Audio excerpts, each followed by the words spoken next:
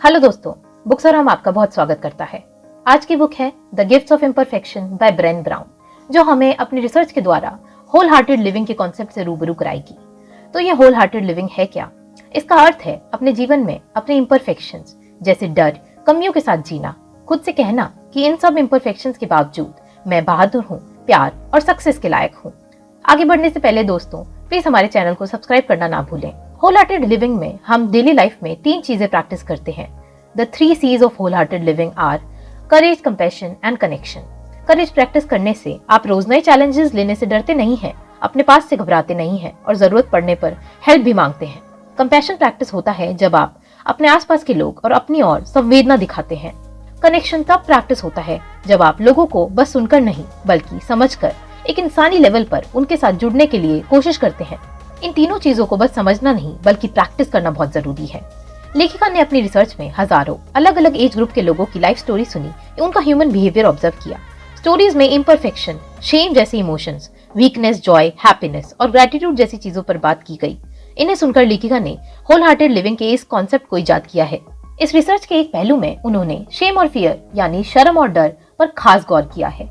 लेखिका कहती हैं कि आप चाहे कितना ही करेज, कंपैशन या कनेक्शन ना लगा लें, जब तक आप शेम और फियर से नहीं निपटेंगे तब तक आप आगे नहीं बढ़ सकते। ये 2 चीजें होल हार्टेड लिविंग में सबसे बड़ी रुकावट है। शेम और फियर से लेखिका का क्या मतलब है?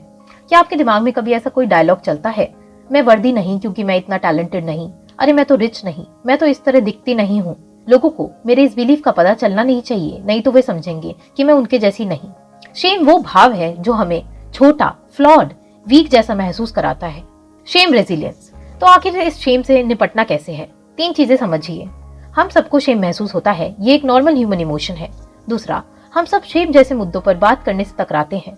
और लास्ट, जितना हम इन मुद्दों को इग्नोर करते हैं उतना ज्यादा ये शेम हमारी लाइफ पर कंट्रोल जमाता है। असल में शेम एक तरह का डर है। हम डरते हैं कि शायद सामने वाले लोग हमें पसंद नहीं करेंगे, हमारी लाइफ का एक इंसिडेंट सुनकर हम उनकी नजरों में कम नॉर्मल साबित हो जाएंगे, वे हमें जज करेंगे। शेम को दबाने के लिए तो कुछ लोग वायलेंस, गुस्सा, चोरी, डिप्रेशन या एडिक्शन जैसे डार्क बिहेवियर्स में भी पड़ जाते हैं। तो क्या किया जाए? तो सबसे पहले अपने इस इमोशन को दबाइए मत। अपने किसी क्लोज फ्रेंड या पार्टनर या किसी फैमिली मेंबर के पास जाकर अपने सारे इमोशन शेयर कीजिए।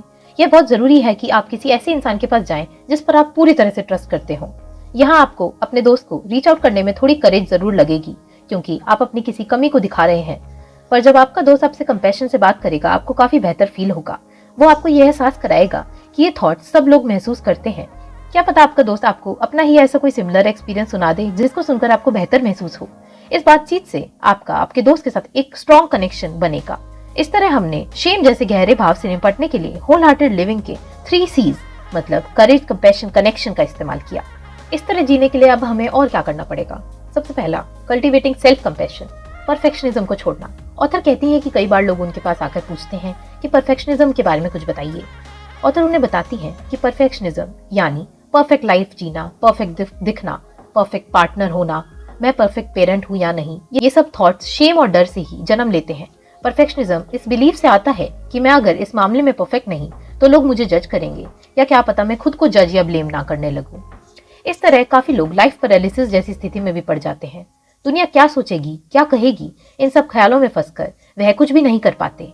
गलतियां या किसी को डिसअपॉइंट करने के डर से उनकी लाइफ ही पैरालाइज हो जाती है, वह वहीं की वहीं अटके रह जाते हैं। परफेक्शनिज्म को हराने के लिए सेल्फ कंपैशन अपनाइए। खुद को समझाइए कि हर इंसान गलतियां करता है, हम लोग किसी भी तरह से परफेक्ट नहीं। अगर हम कुछ करेंगे नहीं तो हम सीखेंगे कैसे? अपने डर को फील करिए। आपका यह डर आपकी आइडेंटिटी नहीं है, यह आपको डिफाइन नहीं कर सकता। इसलिए इस नेगेटिविटी को अपने ऊपर हावी ना होने दें। इस तरह आप अपनी और कंपैशन और प्यार से डील करेंगे तो धीरे धीरे ये जो परफेक्शनिज्म की जरूरत है, ये नीड है, ये खत्म होने लगेगी। नेक्स्ट, कल्टिवेटिंग अ रेजिलिएंट स्पिरिट। रेजिलियंस वो स्ट्रेंथ है जिसमें लोग भारी मुश्किलों से गुजरकर भी जल्दी वापस अपने पैरों पर खड़े हो जाते हैं। आपने काफी लोगों की कहानियां सुनी होंगी सोशल मीडिया पर, जो बुरे बुरे क्राइम, वॉर या पर्सनल लॉस झेलने के बाद भी मुस्कुरा रहे होते हैं। रिसर्च में पता चला इन रेजिलिएंट लोगों में कुछ चीजें देखी जाती हैं। पहला, ये प्रॉब्लम सॉल्विंग पे फोकस करते हैं। दूसरा, जरूरत पड़ने पर ये लोग हेल्प मांगने से झिझकते नहीं। तीसरा, इनके फ्रेंड्स और फैमिली के साथ एक क्लोज कनेक्शन और बॉन्ड होता है। चौथा, ये लोग स्पिरिचुअलिटी को मानते हैं। चाहे ये लोग किसी धर्म के भगवान पर बिलीव ना करें, लेकिन इनको लगता है कि एक बड़ी पावर है जो हम सब इंसानों को बुरे हालातों में संभालती है और दूसरों से कनेक्शन होकर हर मुश्किल से लड़ने की हिम्मत देती है। और लास्ट, ये लोग होप रखते हैं। होपफुल तरह से सोचने के लिए आपको डिसअपॉइंटमेंट सहना और बेहतर फ्यूचर में बिलीव करना बहुत ही ज्यादा महत्वपूर्ण है। नेक्स्ट है cultivating gratitude and Joy. Inspirational videos में आपने अक्सर ग्रैटिट्यूड शब्द सुना होगा। ग्रैटिट्यूड का अर्थ है आभार यानी कृतज्ञ होना। इसे प्रैक्टिस करने के लिए आप सिंपल तरीके से एक कागज पर लिख सकते हैं आई एम ग्रेटफुल फॉर, और इसमें आगे भर दीजिए किस भी चीज के लिए आप आभारी हैं। हो सकता है आपकी हेल्थ, आपके फैमिली मेंबर्स, आपका पार्टनर, या छोटी छोटी चीजें जैसे हमारा घर, ये प्रकृति, खाना, या फिर हमारा पेट डॉग। जॉय और हैप्पीनेस ये दोनों पर्यायवाची शब्द नहीं है, दोनों अलग अर्थ रखते हैं। जॉय हमें ग्रैटिट्यूड प्रैक्टिस करने से फील होता है। ये एक हल्की सी खुशी और शांति का मिक्सचर है, जबकि जो हैप्पीनेस है वो किसी भारी सिचुएशन पे बेस्ड है, जैसे कि कोई गेम जीतना, कोई आपकी प्रशंसा करे, या कभी आप कोई अवार्ड जीत जाएं तो आपको खुशी महसूस होती है। इस तरह यह लॉन्ग लास्टिंग नहीं है, पर जॉय आप कभी भी फील कर सकते हैं। नेक्स्ट है कल्टिवेटिंग क्रिएटिविटी।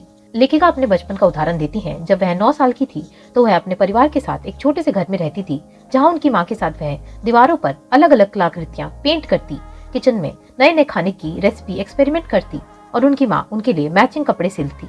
इस तरह हर जगह क्रिएटिविटी ही थी। बड़े होते होते शहर बदले और ये सब पीछे छूट गया। अडल्टहुड में कोई पूछता तो लेखिका कहती मैं कोई क्रिएटिव इंसान नहीं, पर उनकी इस रिसर्च ने उनको गलत साबित कर दिया। पता चला ऐसा नहीं होता कि कुछ लोग क्रिएटिव होते हैं और बाकी नहीं होते। बस फर्क इतना है कि कुछ लोग अपनी क्रिएटिविटी यूज करते हैं तो कुछ नहीं। क्रिएटिविटी वाले काम करना जैसे कि स्केचिंग, फोटोग्राफी, डांसिंग, सिंगिंग या कुछ भी क्रिएटिव करने से आपके जीवन को एक नया मतलब मिलता है। तो अपनी क्रिएटिविटी एक्सप्लोर करना ना भूलें, इसके लिए टाइम निकालिए। नेक्स्ट है कल्टिवेटिंग काम and stillness, letting go of stress. Author ने पाया कि स्ट्रेस और एंजाइटी को घटाने के लिए शांति और ठहराव के लिए टाइम निकालना जरूरी है। काम रहने से सिचुएशंस में इमोशनली रिएक्ट करने की जगह शांत होकर रास्ता ढूंढा जा सकता है। इसके लिए कुछ लोग ब्रीदिंग एक्सरसाइजेस भी करते हैं, जैसे प्राणायाम। अगला है स्टिलनेस। हमारी आजकल की दौड़ती जिंदगी में ठहराव हमें खुद की अंतरात्मा से जुड़ने में मदद करता है। मेडिटेशन या फिर कहीं पार्क में जाना, प्रकृति के बीच जाने से आपका तनाव काफी कम होता है। लास्ट है cultivating meaningful work, letting go of self doubt. Whole hearted तरह से जीने के लिए हमें कुछ ना कुछ अच्छा मीनिंगफुल काम करना जरूरी है। ये कोई भी काम हो सकता है जो आपको इंस्पायर करे या आपको खुशी दे। शायद यह आपकी नौकरी भी हो सकती है। रिसर्च में लेखिका ने पाया हम सबके पास कुछ गिफ्ट्स और टैलेंट हैं।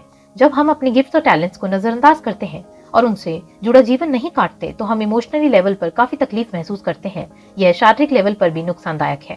स्पिरिचुअल लोग मानते हैं कि अपने दिल से जुड़ा काम करने से आप भगवान के भी और करीब जाते हैं। निराशा की बात यह है कि काफी लोगों के लिए जो काम उन्हें दिल से खुशी देता है उससे उनका गुजारा नहीं हो सकता। वैसी जॉब मिलना बहुत ही ज्यादा मुश्किल है।